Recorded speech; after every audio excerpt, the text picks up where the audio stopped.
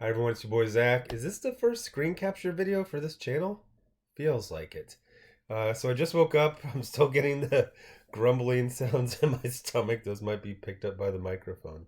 But anyway, somebody sent me one of the images from this. And I could have just made a video just from that. And then they showed me the article it came from, and it's just freaking brilliant.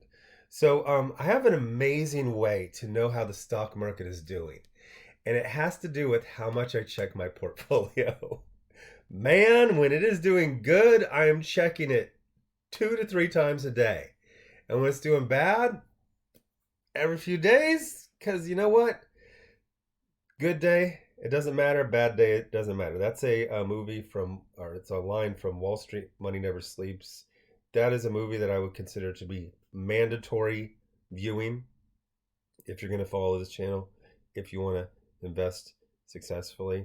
The ironic thing is that it's said repeatedly by a guy who kills himself when there is a market downturn. The point is that he is giving good advice, but he can't take his own good advice.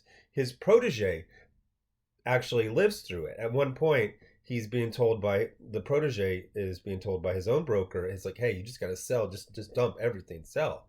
And he says something very wise. He's like, this is the stock market. He's like, a month doesn't matter. A year doesn't matter. I am here to tell you that a decade doesn't matter.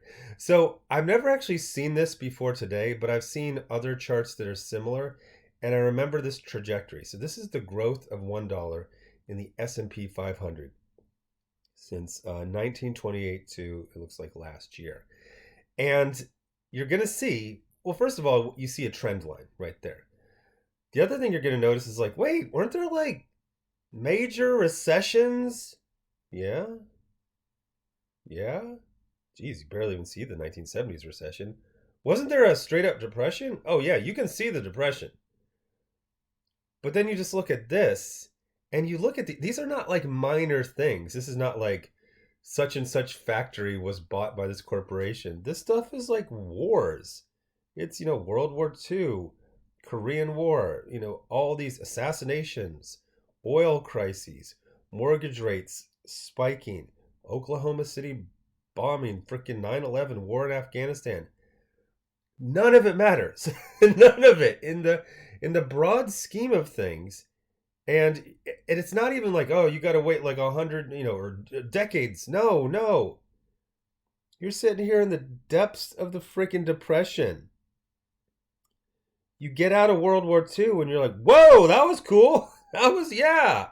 Look, that's to that. That's, 10 years, about 12, 13 years. This is 12 years to go from that to that. And then you're just kind of chilling. And then when you look at the bad times, they don't even look bad. Like there's this implication that the economy was amazing in the 1950s, but at 60s, 70s, it kind of flattened out. Same thing in the 90s. 90s, basically, it was like a lost decade. But it wasn't a whole lost decade. Or no, sorry, this is the 2000s. You have this, plummet and recovery. Then the subprimes plummet, another recovery. And this is actually very, the last few years of Trump, that was very steep. And but you don't really notice it. All you notice is this. I saw this thing where they were talking about how Betty White was actually older than Martin Luther King. You think of Martin Luther King, he's so old, he died in the 60s. But they were both born like back here. Like this was her life. It was just this trajectory. And especially with more platforms to invest, longer lives, and less volatility than you would think. Now, obviously, if you can buy, my basic thing is, for my, 2 or 3 years of investing, although I've done pretty darn good. I beat the S&P 500 by a lot last year. When things dip, you're going to feel like, wow. And so you buy what you can. You buy as much as you can. You even buy, Grant Cardone talks about being, quote, broke and he's flying around in a private jet, but broke, cash poor a few times a year. So you go all the way to being cash poor, and then you just chill. I mean, there was 6 months last year where it was just flat. It was so lame. But I'd seen stuff like this so many times, and honestly, Wall Street money never sleeps really helped me, and I knew a year doesn't matter. And also the other thing is, don't get that excited by the spikes, because then you're going to want it to always be like that. You're going to become, what did they say in Fury Road? Do not become addicted to water. Don't become addicted to spikes. They're very exciting, but just realize that you are literally on a roller coaster. You're going to go way up, you're going to go way down, and at the end, it's not going to be as dramatic as you thought. The analogy is not perfect because at the end of the roller coaster, you're at the same point you started, but it's only a couple minutes later. Again, time is going to be your best friend. What do I recommend? S&P 500 mutual funds and some multivitamins. Just stay alive. Just stay freaking alive. Invest as much as you can. So this is a really good article. I'm not going to bore you or annoy you with my stuttering all over myself when I try to read it out loud. But, he's basically talking about volatility that comes and goes. But if you look at this trend, the S&P 500 has compounded at 10.5% per year since 1926. The funny thing is that if you tell people this to plan for your next 20, 30 years, and you put 10.5% interest, they go, whoa, that is an average. Don't do that. But it's an average since 1926. So in my mind, by all means, count on 10.5% indefinitely. Then they talk about Warren Buffett, who is not a perfect example, but he has sold off of airlines. There's a difference between panicking or getting paper hands and just not feeling it anymore. Like I bought stuff at IPO and then dumped it, and it was because I didn't understand it. Like you shouldn't have to think. You're like, oh, what is snow? It's a multi. Like if you start like stuttering and like having to think about it, like this, I mainly have mutual funds. The stocks I have, there's no hesitation when you ask me what it is, because you know what it is, because everyone knows what these companies are. Nobody's like, I don't know what Tesla does. And the other thing is, people say like buy stuff you believe in. That doesn't mean you like it. You know what I mean? I have stock in a gaming company where I play 0 of their games. I have stock in a streaming platform that is my least favorite streaming platform.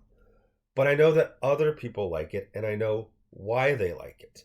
So that makes me very, very happy. I bought not as much Netflix as I wanted to. I would have bought way more if it was possible. But I bought a good amount, and I'm very, very happy. I'm like, and their success is predicated on a show I've never watched, Squid Games. I'm so happy with it. So they talk about, Buffett didn't get paper hands, and it basically says the stuff I said. But for some reason, this was really hard to find on Google.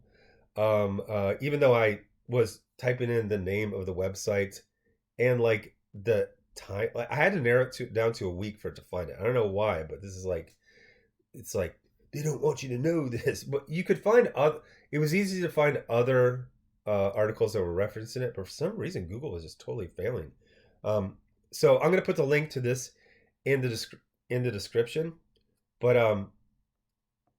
if I ever got a tattoo, it would be this.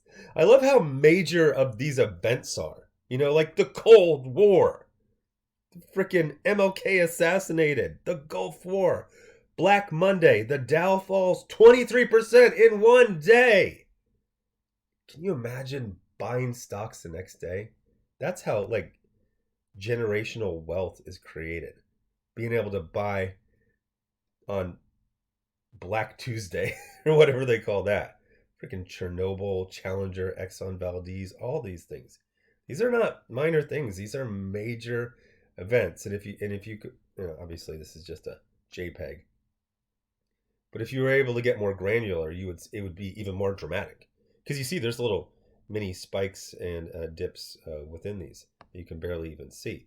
But don't panic, ever.